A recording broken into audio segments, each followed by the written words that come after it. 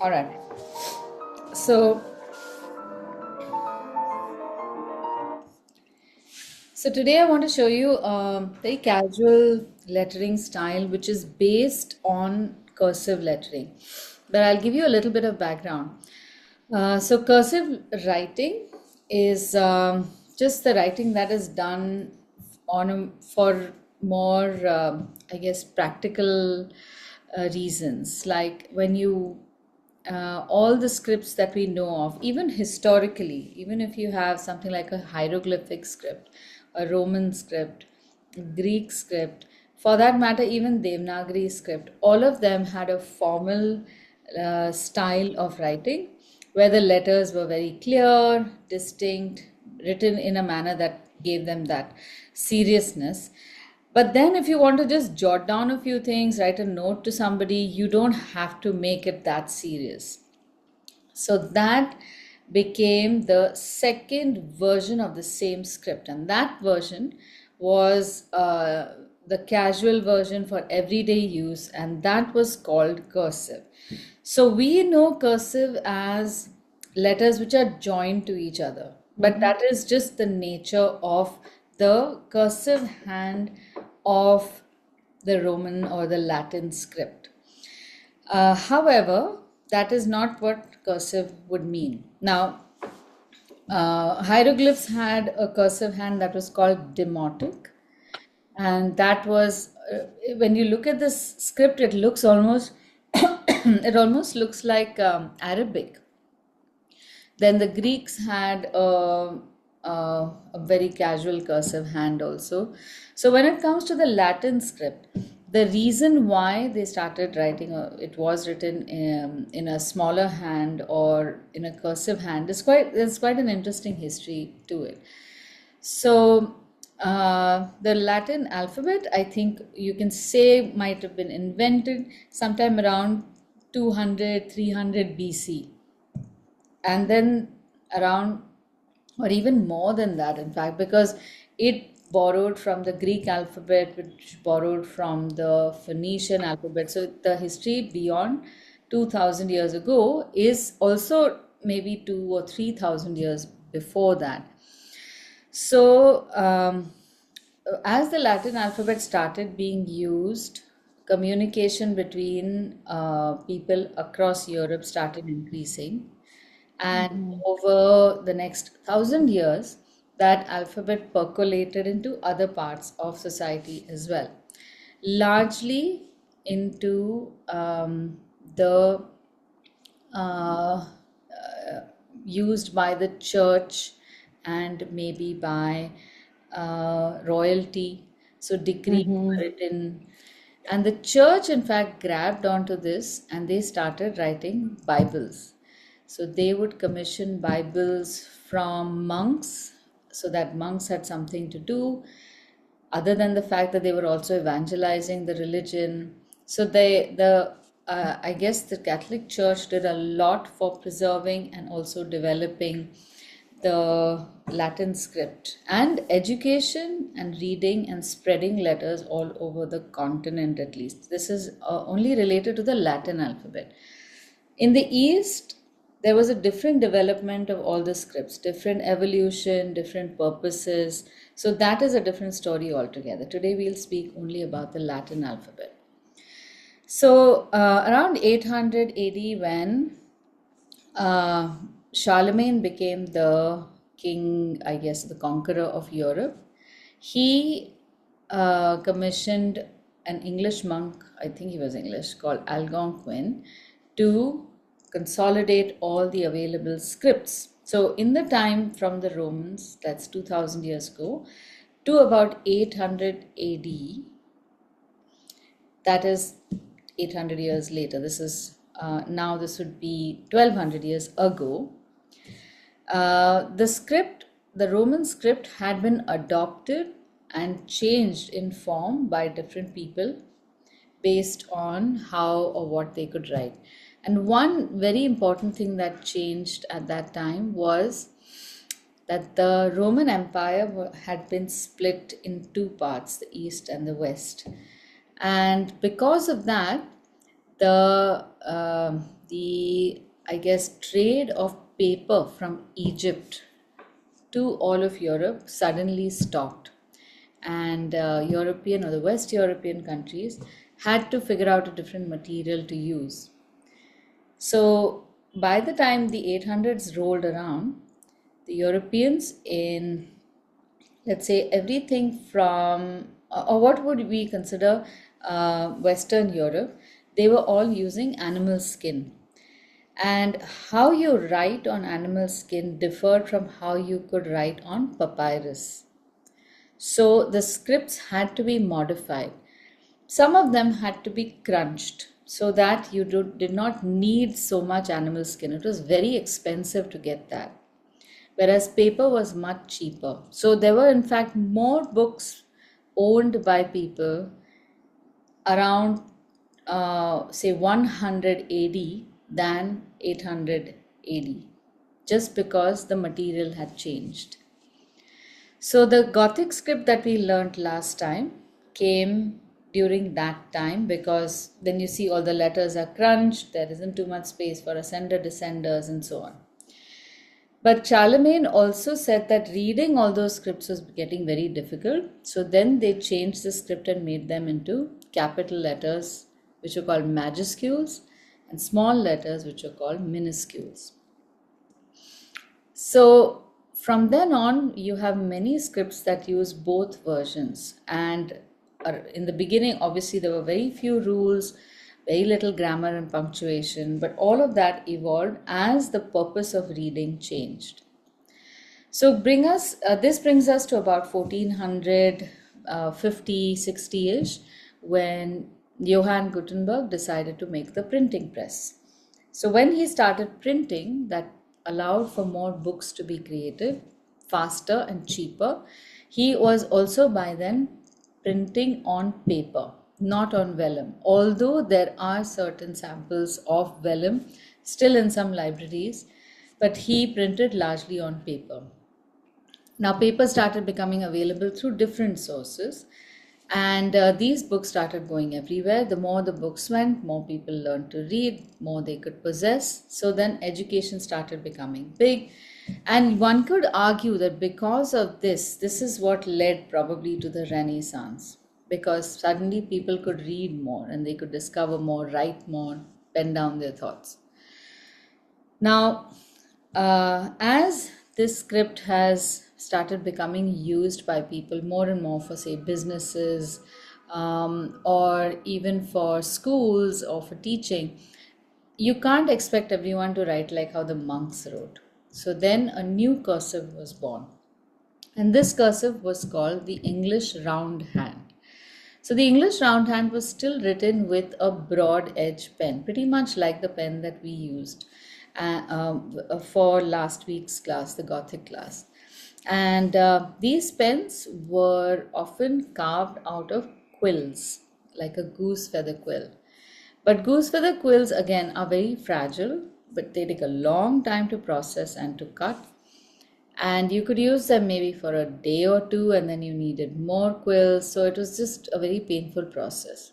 So as time progressed, from the quill, people started moving to more durable materials. So around the 1700s, the quill gave way to a steel nib.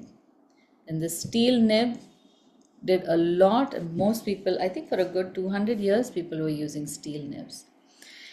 What they found when they were writing with a quill, why it's significant to know, is that if you write a script with a quill that requires you to pick up the quill, dip it in ink, make another stroke and another stroke, it starts damaging the tip of the quill a lot faster. So it helped to keep the quill on paper and continue writing without picking it up. And that is where the cursive joint hand comes from, literally because the quill could not handle it. And somebody got very lazy, they did not want to carve more quills. So by the time you got steel nibs, that hand had become very prevalent. And this round hand used a thick and thin line to make their strokes. So when the steel nib came, we were also visually more prepared to do a thick and thin line. So the steel nib can split its tines and create a thick and thin line. So I'm going to show you all of those. And that's where we get our the classic calligraphic fonts like copperplate, Engrosser script, Spencerian script, and so on. And these scripts look beautiful because they still carry the balance of space and dark and light, shades and lines from the earlier scripts. So when we write today, we just have one single thickness of line. A ballpoint pen cannot give you a thick line and thin line. And also the function of writing right now is not really to make it beautiful as much as just communicate. Because it's become ubiquitous, writing has just become so perfunctory, we have not spent too much time on the aesthetic of writing. In earlier times, writing was a skill that was, I guess today, what would be a skill like that? Making something really elegant. So it went in the vein of everything else that was around them at that time. Furniture was decorative, clothing was decorative, and also the aspiration of riches included an aesthetic value to everything. That's how the letters came. Now it's like everyone on the planet should be writing at least some letters or the other. Literacy is very important. So do away with pretty. First, learn how to write these basics. So we are going to step back from this a little bit. Our letters are not, for the most part, not going to be very functional, but they are going to be very beautiful. So first step is don't worry about readability with these letters. Any of the letters that we are doing this month, they will be able to read. Whoever can read will be able to read given a little time. All right, so I'm going to do a few demonstrations of this evolution of letters. You don't have to do it, but I just want you to observe how the shapes are formed and how they morphed into what we are going to do today. That way, then you will understand that in today's open shaded lettering, where we put the shade and why, then you don't have to depend on me to tell you exactly what to do. All right.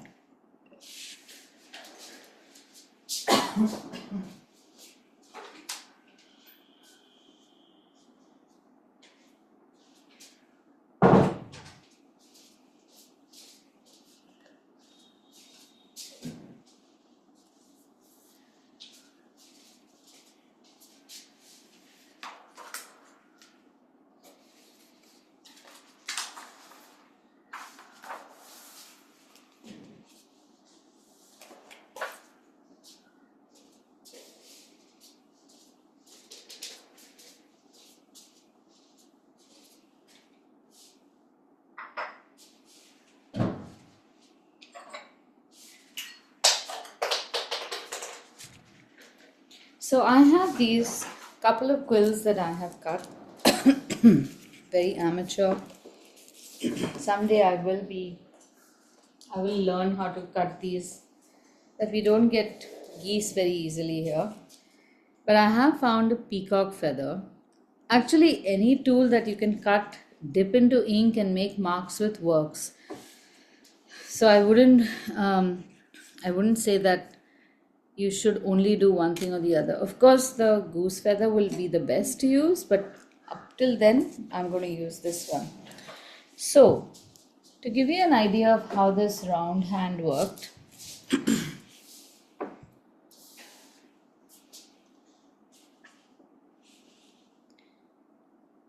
you use the same principle of keeping the quill at an angle of maybe 45 degrees.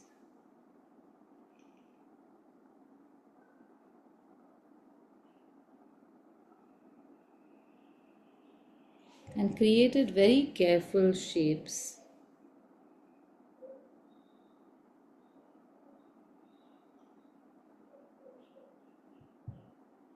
Using just the edge of the pen wherever necessary.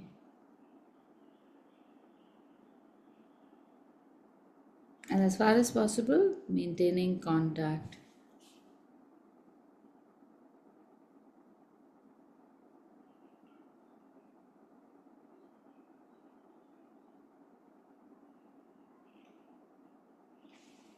You can see how familiar this looks to the script that we know, right? It looks pretty much like any cursive hand. Now then I have this particular quill which is cut to just a point, and I'll show you how this worked.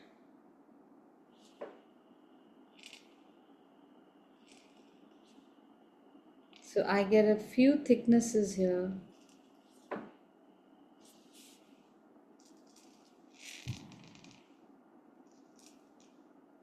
and by this time also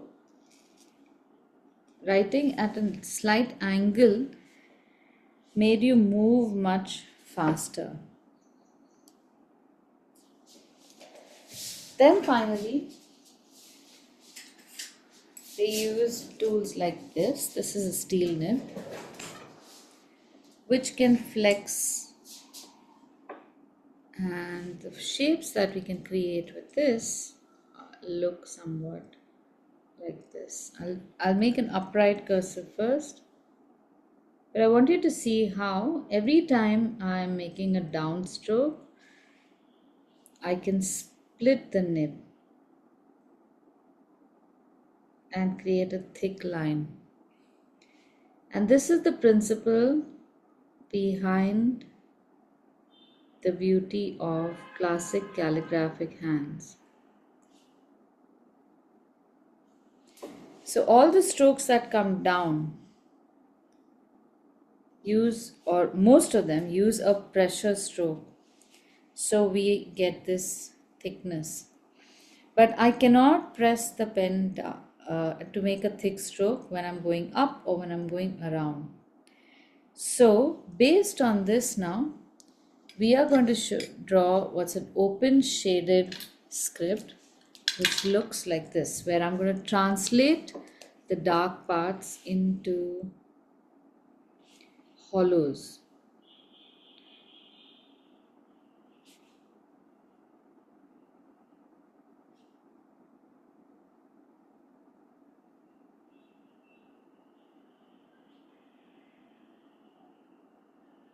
These are just the basic strokes, but I can create thickness artificially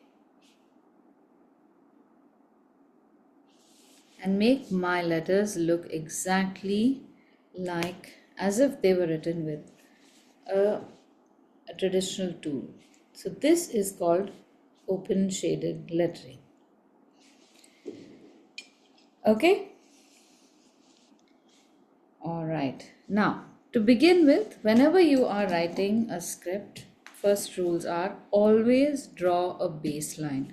Avoid writing without any baselines. So let's make a set of lines. If you're using an A4 size paper, just make a line that's about 6 inches. Yeah, about 6 inches or so, 15 centimeters.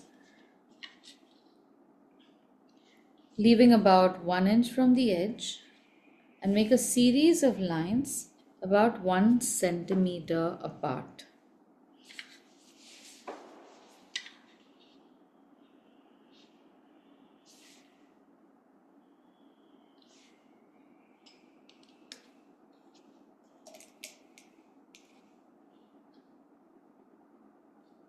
I usually leave a margin from the top and from the side because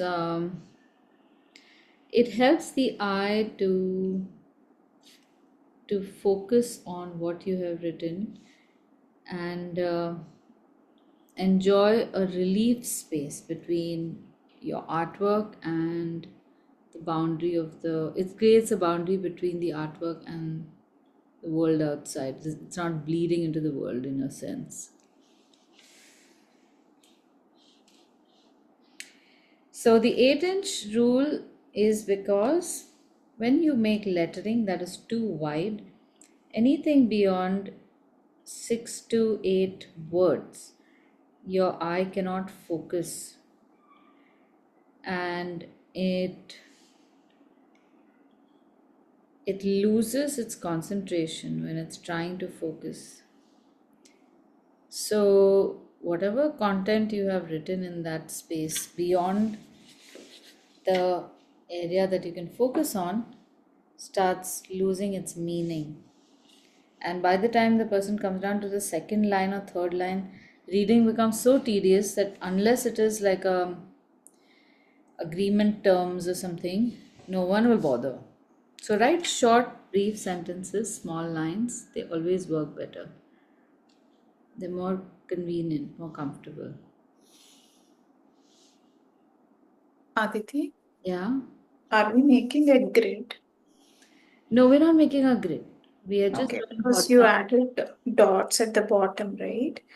So No, I was no, thinking, not bottom. I just turned my book sideways. oh, okay, okay. Yeah, yeah. So I wanted to make 1 centimeter marks on both sides. So I got straight Hmm. lines. I would have made this freehand like I did in Hmm. many classes, but one or two classes that I made freehand, my letters started going cr- at an angle, and I absolutely hate that. So I said, anyway, it's good practice whenever you're doing lettering to use scales. So I'm not cheating really. I can guilt myself so easily. I don't know whether this is a trait that many women suffer. I can find a way to make myself feel really bad about something and then give myself justification. No, no, in this case, it's okay. You can do it.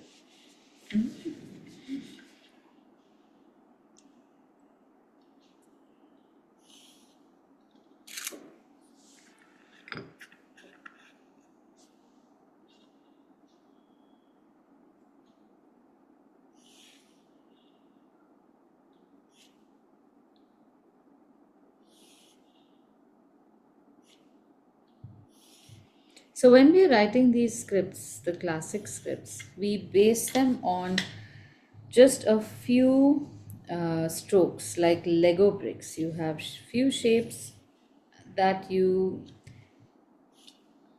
write in a combination and arrive at a particular letter form. So let's make a few lines on the left here where I'm going to show you these shapes. You can make a set of 4 lines again, but leave a gap in between.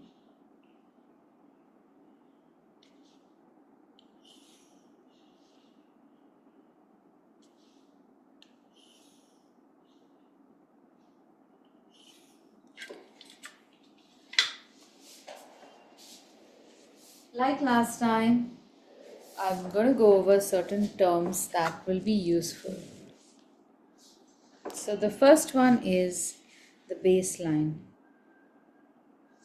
We have a baseline here, we have an X line here, but for a script like this, you don't really need a measure of the baseline. You don't have a pen width because this is a thin pen. Then usually you will have an ascender line which is at least 2 times the X height. So if our X height is 1 centimeter, the ascender height can go to about 2 centimeters above that. So totally that line will be 3 centimeters tall. So this is ascender, and the line between that is also an ascender line for short ascenders like the letters T and D. Similarly, below the baseline, you have descender, and you can have one more line which can be the actual descender. So there are certain letters like F and P that come down to only one descender, and the others go to descender 2.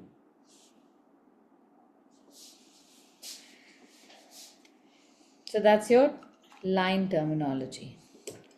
Now for the letters. Not the letters, these are shapes.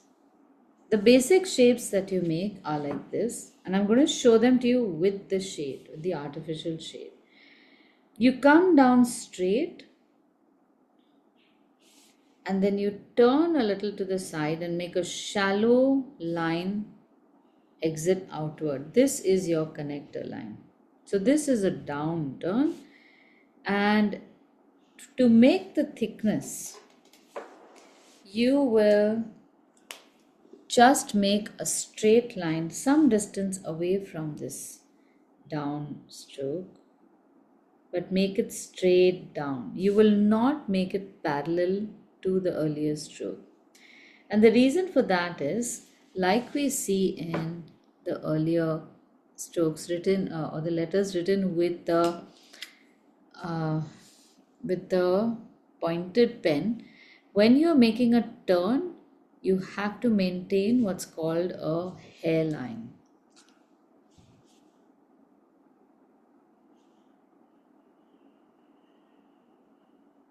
So it has to be thin if you want to make it look good.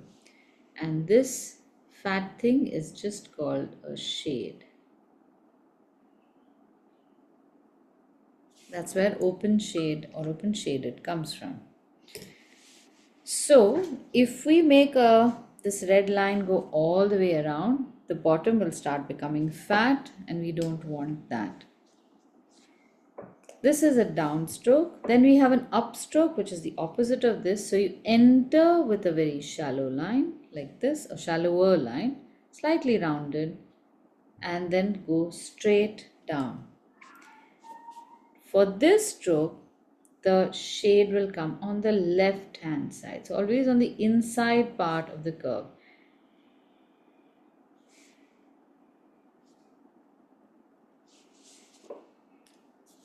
Then you have a compound curve which goes slightly shallow, comes down straight,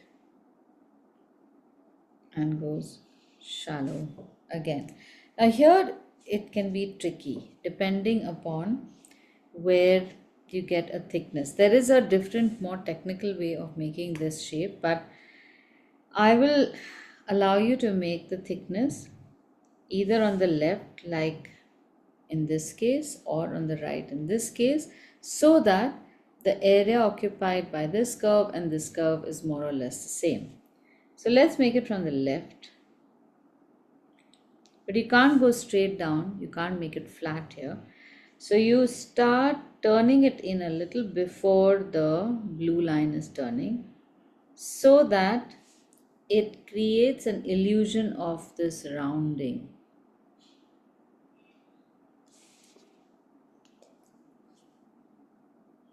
Then you have a zigzag, a line coming down straight, then going slanting a little bit, and then straight down. This is like a combination of the downstroke and the upstroke. So you get a thickness on the left and a thickness on the right, or the other way around.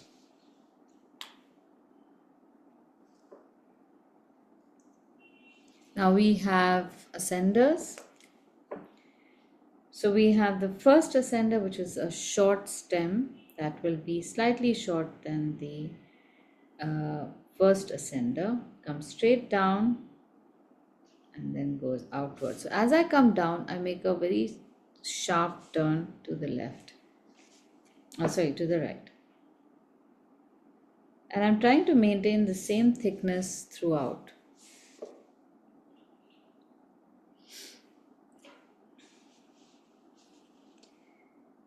The next ascender is a looped ascender, so it will go slightly higher. I'm not making it all the way to the ascender 2. But here's how I'm going to do it. I'm first going to make a line that is straight down and out. Remember, these letters have to be written like illustration or illustrated strokes. So we are not going to write them like how normally cursive is written. Then you loop around an elegant loop and bring it close to the main stem. Leave a little gap because you need to add the thickness here, a straight line.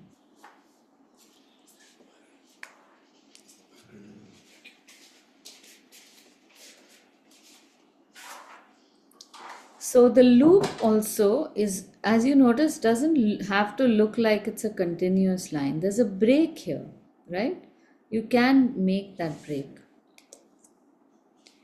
Similarly, for the descender loop, you have an entry stroke, but now I'm going to leave a gap between the entry stroke and the loop because the curve is on the left side.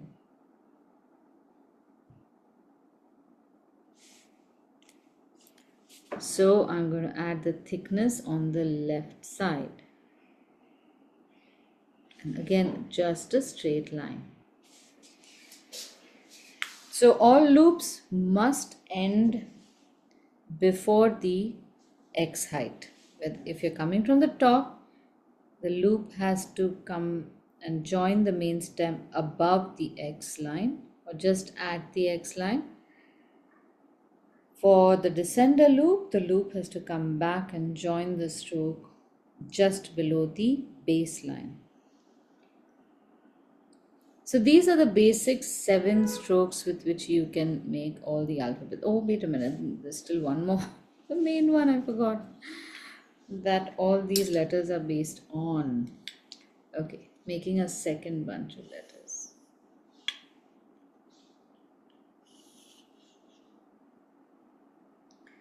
So the main shape that all the letters are based on is the shape of the oval.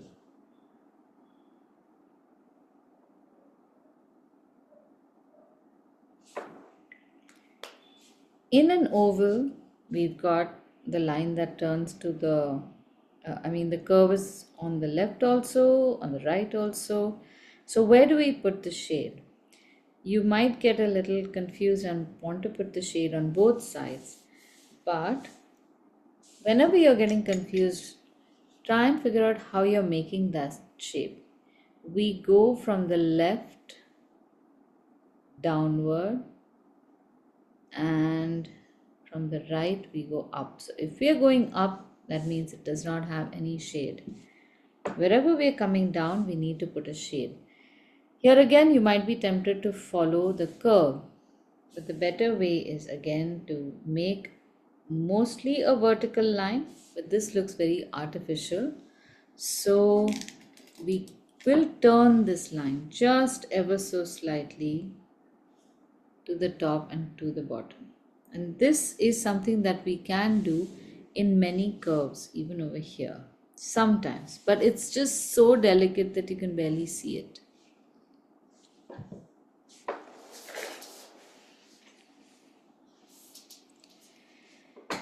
Now this O that I've made, or the oval shape, is more circular, which means that the letters that we are making are going to become very round.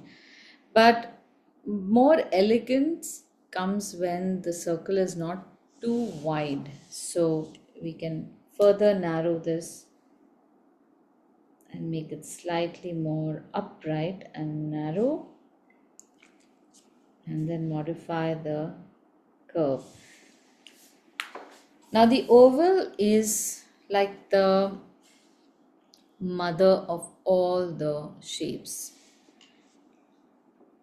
so that within these shapes also we are able to see an oval wherever they turn, and all the lines go around that assumed oval shape.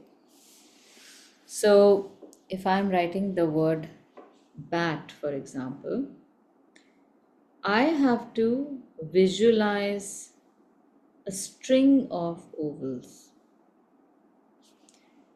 where the letters are written in such a way that the oval is either you leave an entire oval or half of it or a quarter of it, but it's all in the proportion of that oval. So I want you to just observe this. Don't write it first. First, just see what I'm doing.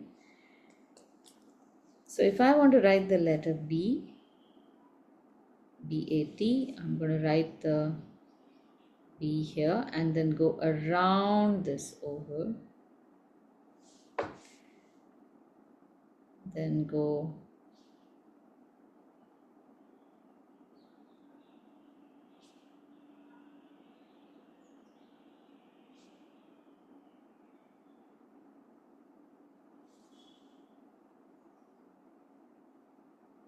So this allows me spacing. Now to modify this so that it doesn't look as if the B and A are too far off, I can cut this in half and pull this a little to the left. But it is all in proportion of this oval or an oval between this on which the letter will be cast. Okay, you get what I mean? So at the end of the day, what we have to monitor is how much space do we visually see between these letters. And we have to make sure that it's more or less the same. Closer to same than less.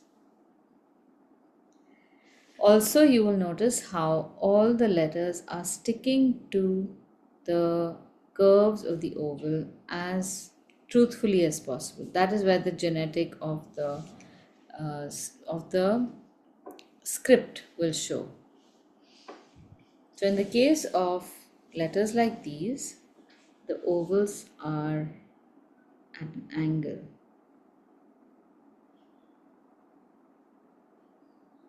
So many copper plate and engrosser scripts and all will be written like this.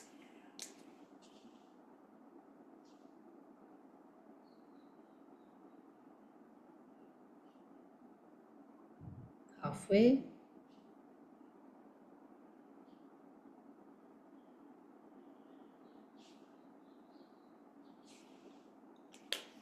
Okay, once you understand the oval and are able to see the oval, everything starts becoming a lot easier and much more uniform.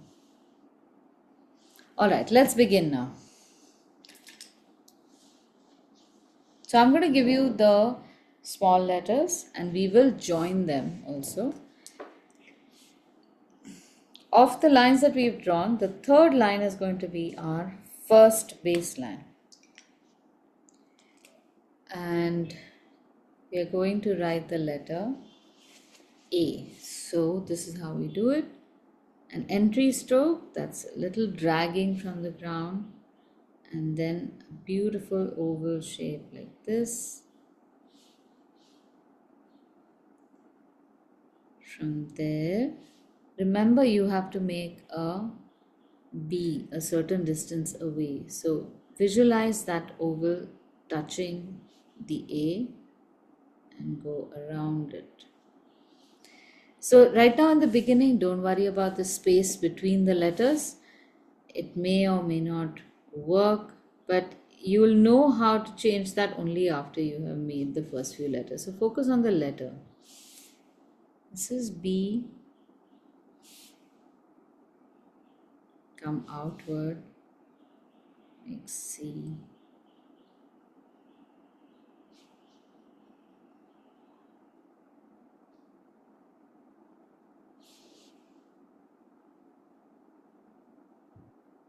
Okay, and we're just going to stop at D. Complete the loop of the B, but leave a little gap. And for C, you will make what's called a ball terminal. So you don't make a circle at the end of the line. You make the line turn on itself and make a little circle there. Now you should be able to figure the logic out. For A, we have the thickness on the right of the left side.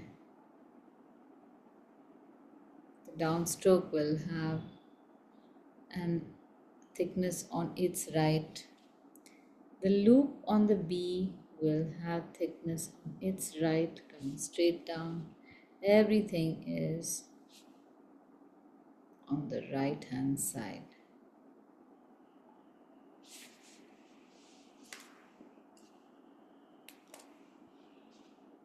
Let's move on to the E. So E should not be written like the cursive E. Make a C first, make that thickness, and then come back around and make this slightly roundish bowl ear for the E.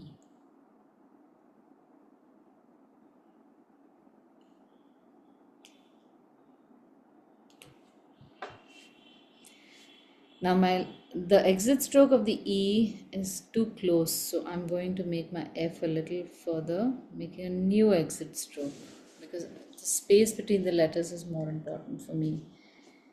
For the F, just observe this. I'm first going to make a vertical line because this is the tallest letter. So I'm making the vertical line like I did for the B. I'm going to stop short of the first descender. Then make that loop just like the B. Bring it close here. That is how I get the shape of the F. Then I will put a little circle about the same size as the ball terminal on C and exit a line outward from the main stem.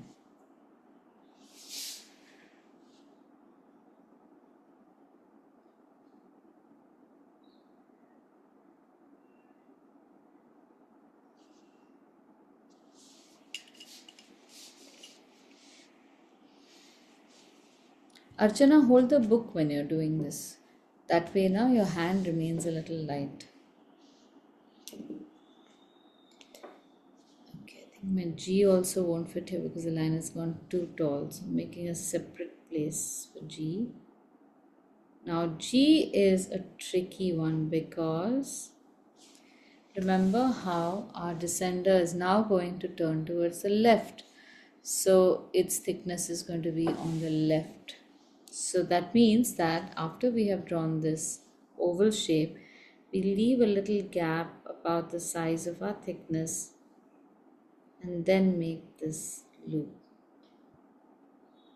So while we normally are taught cursive without lifting the pen, in this particular case, we're not learning cursive. So we're using the rules of the script and letters the way they are written to look in cursive for stylistic reasons, really. So you don't have to write it like you are writing cursive because this is a drawing, this is more aesthetic.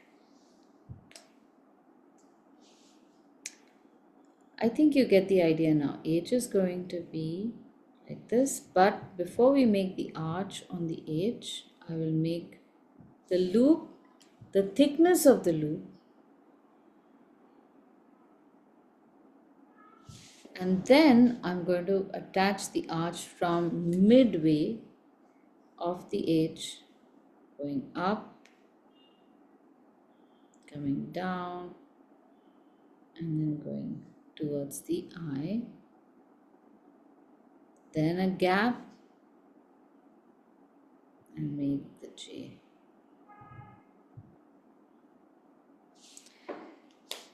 So the reason we leave this gap is to allow this negative triangle space to exist.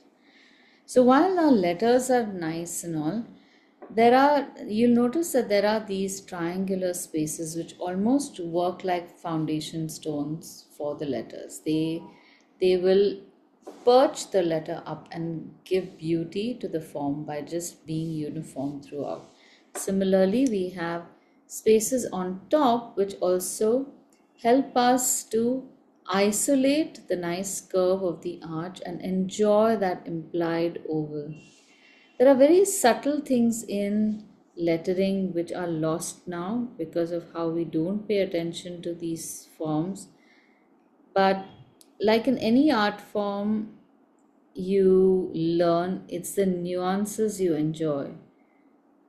Like if it's a musical instrument, it's not just about making noise, it's about pitch and a pace and tempo. So there's many things that you can have fun with. In the case of calligraphy, it is how uniform your negative spaces are, how parallel your entry and exit strokes are. They give you a high. Okay, now moving on. After this, I have to now move to the next line. So I'm going to leave one line. This was for the descender. This is the next line is going to be the X line of the next row of letters. And the one below that is going to be my new baseline. So between the baselines, I'm leaving two lines, two drawn lines.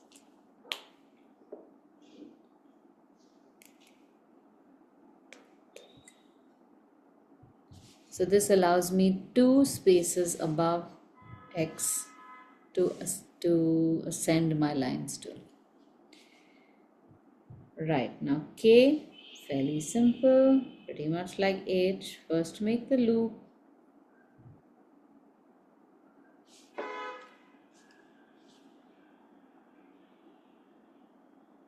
And the K is also written in about the same measure as the H, but you can make a curve like this that looks like a petal, and then a small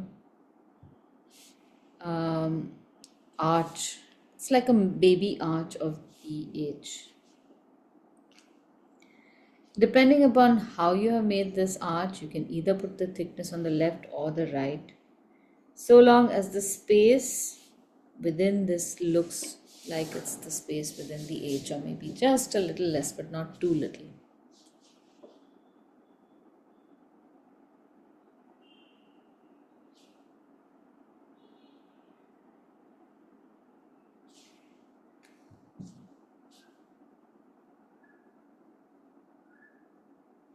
L.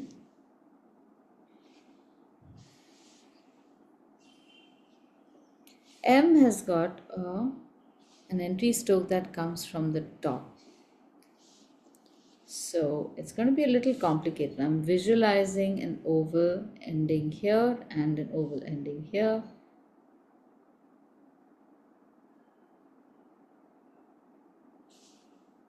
So this is an exit stroke going into an up stroke. Then just a regular arch. The same arch. Turn. Go up again.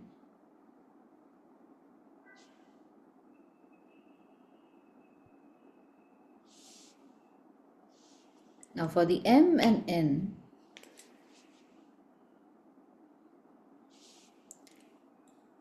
look at where the line is turning. The thickness is going to be on the left side. So all these lines were turning to the right. We are going to put thickness on the line which is turning towards the left. So this part of the line. And why? Because that is where our pen comes downward. It doesn't go this way down. It goes this way. That is why we have thickness over there.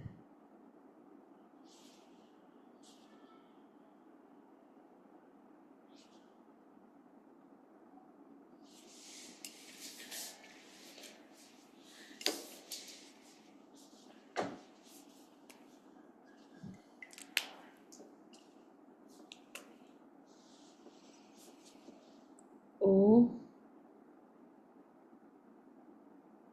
The O has an exit stroke from the top, but don't make a big fat loop here. What we create are called blind loops, which are just very tiny, like a needle's eye. And I'm going to exit it, but I'm going to leave a gap after the G because my P will otherwise interfere into the G. So that's O, thickness here, with a little curve on the side. And I'm going to make my P to the right. P and Q will be here.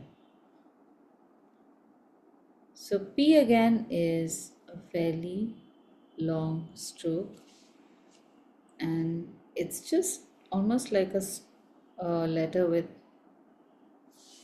a parallel thickness throughout. It's a very odd shape, and You can make some modifications later. And then like the arch of the H, exactly the same.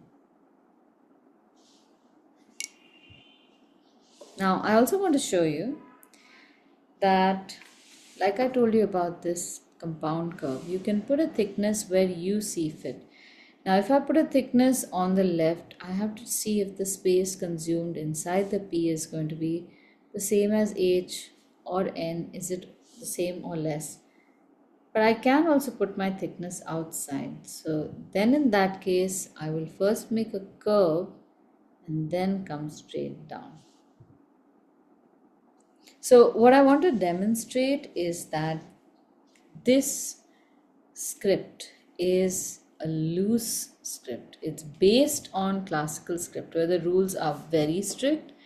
But over here, we're doing all of this very visually. So you have lots of room to play around. Q is again that oval shape, and the curve turns to the right. So we put the thickness on the right, on the opposite side of what we did for G. And then you have the exit stroke coming out.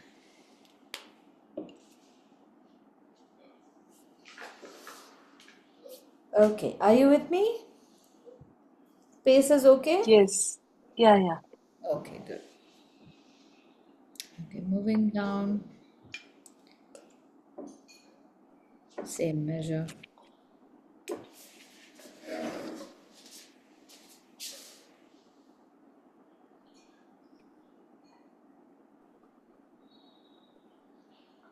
Okay. Sorry, I had to have a sip of water. Now the R is a funny looking letter. You have an entry stroke that goes up all the way to the X line. And then there's a blind loop here, very narrow, not a very big round loop. Then you draw a horizontal line. Again over here, do not make a round loop. And then you imagine an oval shape at the end of the R and bring your line down like this so that you can put a thickness exactly like we did in the oval, like in the O. But as far as the R is concerned, the R is constructed using the outer space or that surrounds the oval, but the shade is accommodated within the oval. For the S, we go the other way around. We visualize an oval on the right and put a thickness on its left.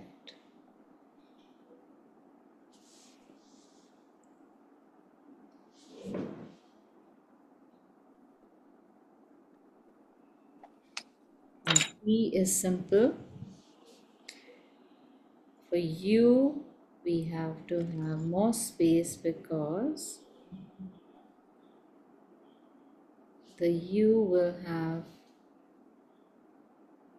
an entry stroke coming from the top. D, U,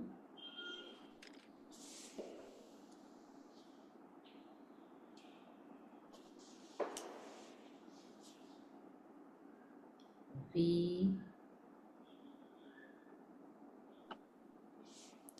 V also has a blind loop.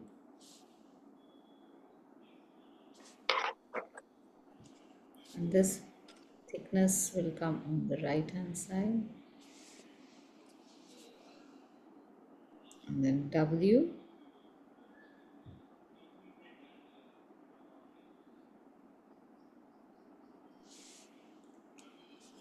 thickness on the right hand side.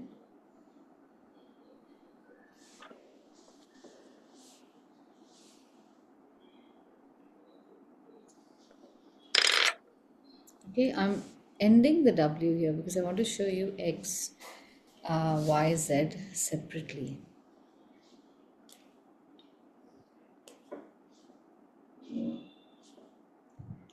For the next line, I've just left one single line in between because we don't have any ascenders in X, Y, Z. Now the X is based on this compound curve. It's very simple. It's not like the algebra X that we write. So look at how this works. Okay, just see this and make it afterwards. So we make a compound curve like this. I think whoever came up with this X was just a genius. And here you can put a thickness on either side. I'm going to put it on the right just for a change. And then you make a hairline almost parallel to the exit stroke and comes out and make a parallel line to the entry stroke and you get a nice little X.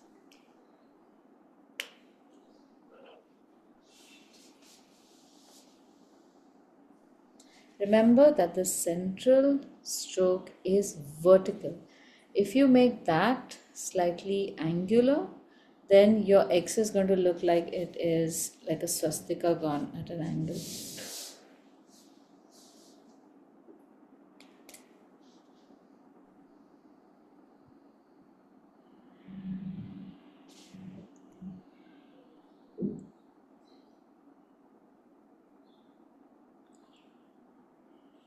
Okay, next is Y.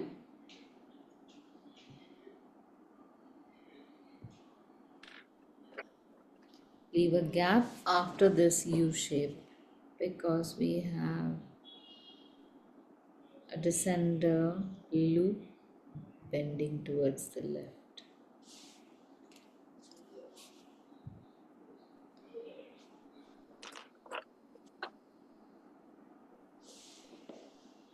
Now this is a funny letter because it just looks odd over here, but that is based on two ovals stacked one on top of the other. So this is the oval shape like all of these, and then you have an oval one on top of the other. So the Z, its entry stroke can come like this. Make a blind loop here right at the center and then make, so you get this V shape on the right side and then it goes straight down and creates a loop like this. And in both these ovals, our thickness will come on the right side like the S.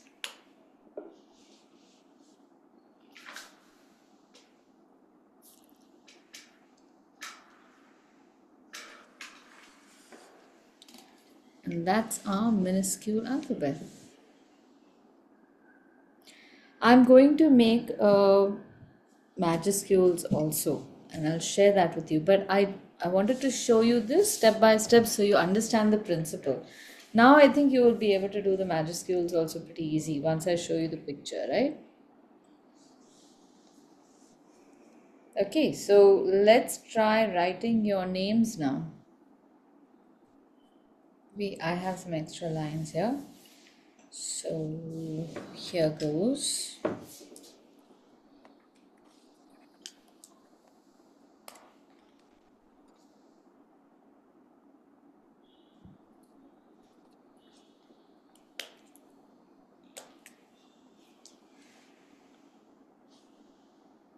Should I do it here? Archan.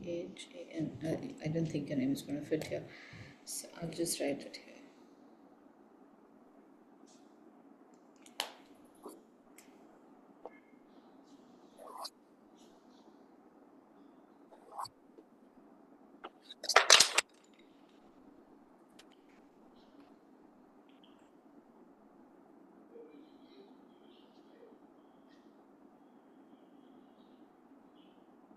So it helps if your exit stroke is leaning a little to the right.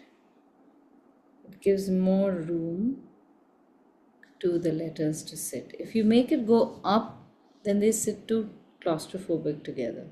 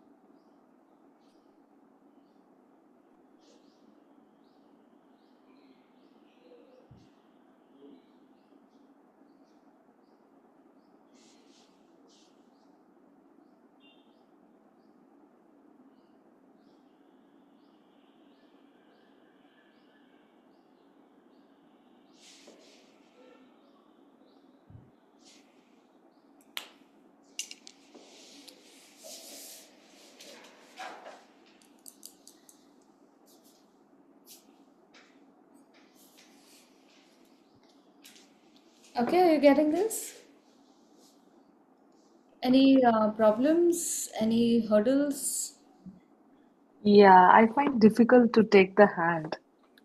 Okay, how do you mean? Let me I try. mean, it's just not. I have written this. Okay, okay, let me see that, huh? I don't know.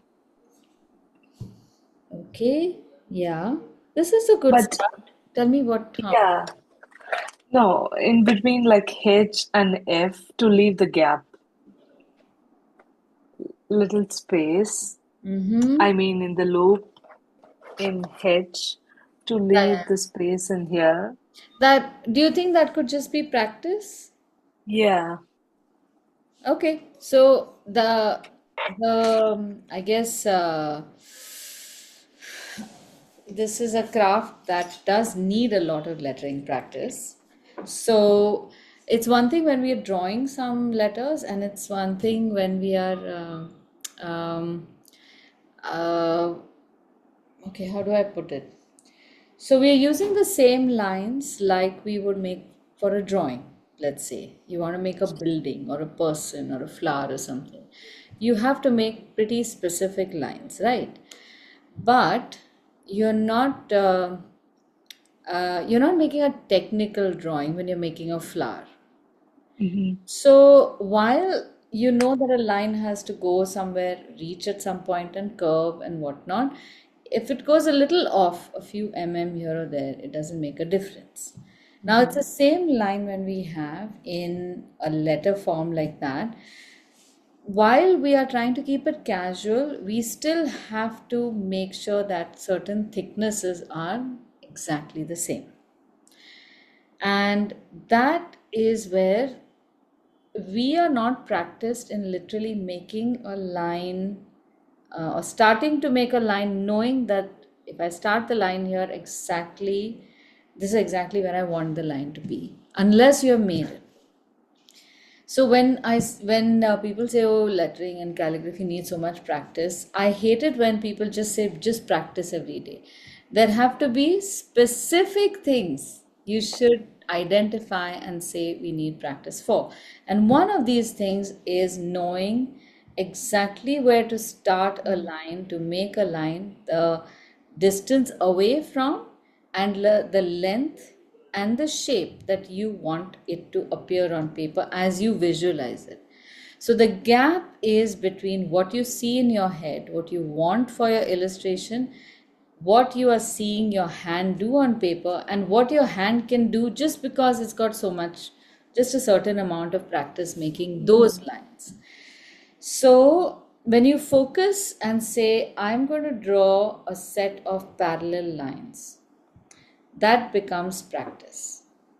Mm-hmm. And you can just take a 1 or 2 centimeter uh, parallel line row and fill that with parallel lines so that your hand starts becoming stronger. So then that becomes Just drawing lines, you mean? just drawing lines, just focus practice. So then when you do that and you come back to making these thicknesses, you'll start making some of the lines properly. Then the second challenge is also making sure that the loops are always the same loop. That doesn't happen. Sometimes the loop becomes narrow, sometimes it becomes very wide. So that again becomes practice. So then in one row of those parallel lines, only practice the loops. It's the same action over and over and over again. That is the kind of practice you will need to do to get these letters good.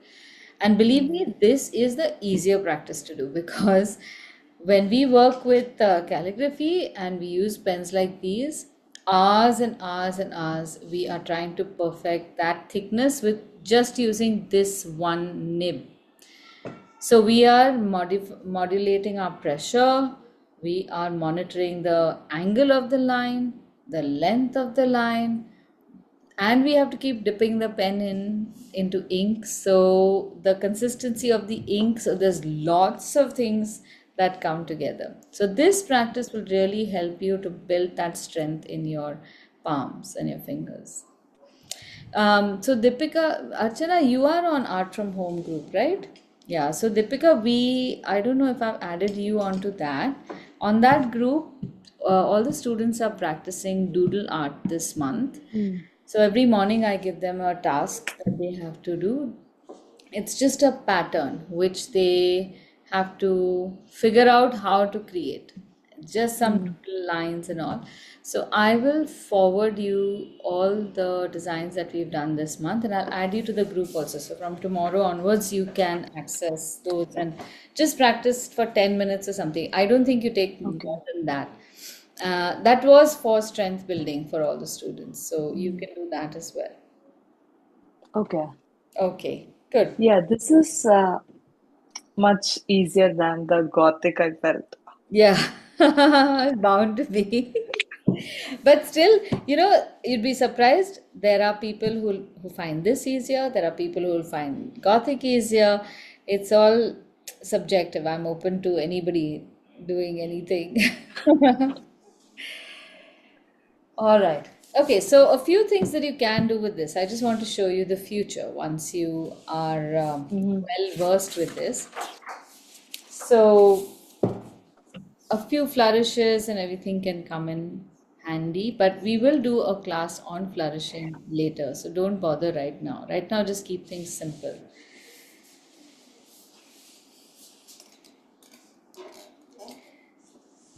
So today is the equinox, I think, right? Yeah. So suppose I want to write the word equinox. And how many ways can I write it using this shaded, open shaded lettering? So we can make a baseline X line combo here about this thickness, and I want to write it upright, and I'm going to write it only in small letters, not capital letters. So we have written our earlier strokes very firm, but you can do something like that. Leave deliberate gaps between your strokes,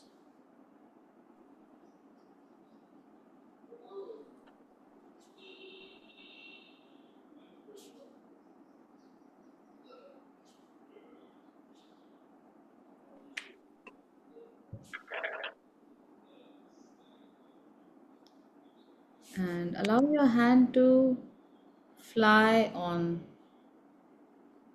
the paper. And even when you make the thicknesses, you can make them like this, a casual line.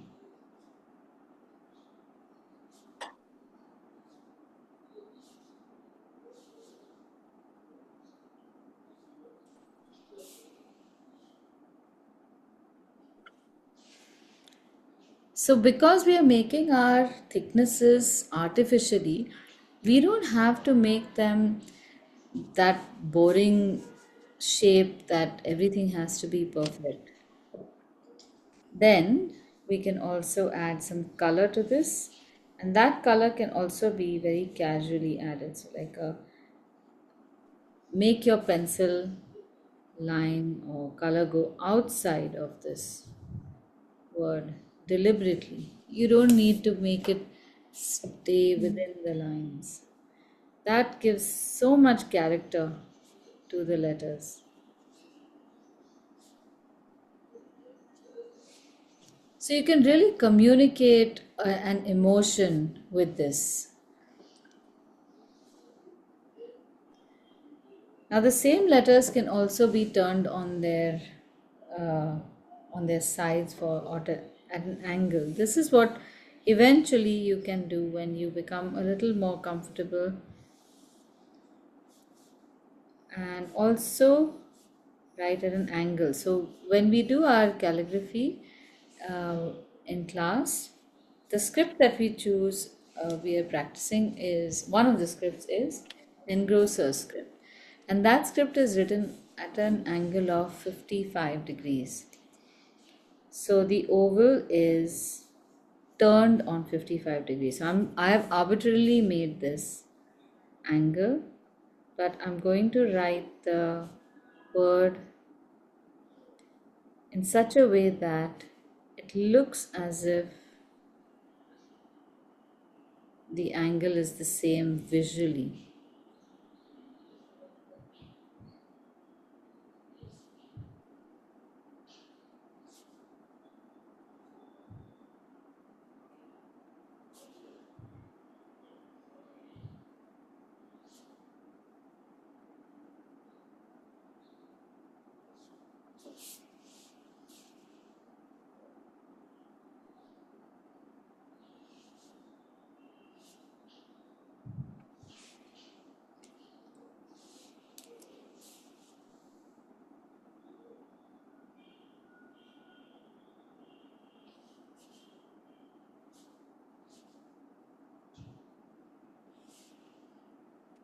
See, the rules are still the same. I'm still making the thicknesses in about the same places,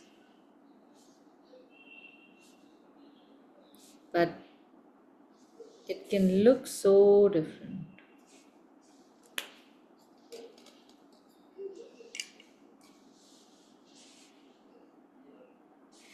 Okay, so that's it Yeah. for open shaded lettering. I hope you enjoyed. Yeah, it's really simple and beautiful. There's a lot you can do. Mm. Good Yeah. fun. Good. So, Every time, yeah, every time I attend this calligraphy, I think I absorb only very less. why? But I like to follow that. But sometimes, like when I actually with you, I can do it. But if I'm alone, I will not be able to do. Maybe I should keep watching your videos and like do it Or regularly. I don't know, like I actually try to look into your Instagram whenever I have to do lettering or I have your book, right? I keep looking into that and then try to recreate. Sometimes if I'm like sitting idle, if I want to do, I'll not get that thoughts. oh,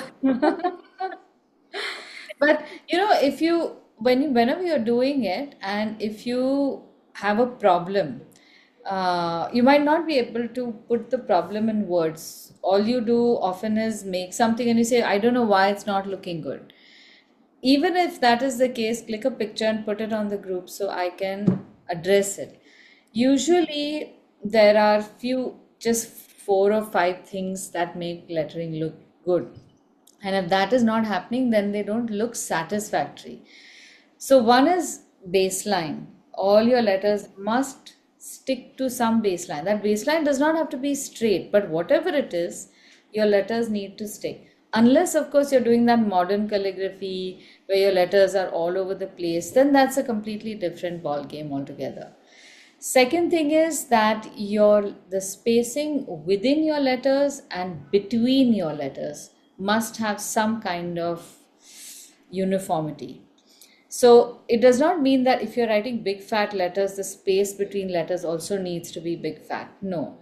Big fat letters, but all the letters should look like they're coming from the big fat family. Yeah. One letter big, one letter small, then that looks a little odd. And then in that case, the space between, if you have decided I'm going to leave it about, say, 1 inch where the letter is going to be 3 inches wide, then everywhere it should be close to 1 inch. So then that looks like everyone gets that enough elbow room. It's like when in school we used to stand One spacing each arm this other with one arm, it's that one arm space. Then the ascenders and descenders, the shapes that you make, they should look like they again belong to the same family. So all the loops should, as far as possible, look identical, literally identical. The descender loops should look like ascender loops if you turn your book around. Then you know that they are the right family again. So these are the few things that you have to follow. In every place, you are trying to look at some kind of consistency. If you have consistency, everything will start looking good for you as well.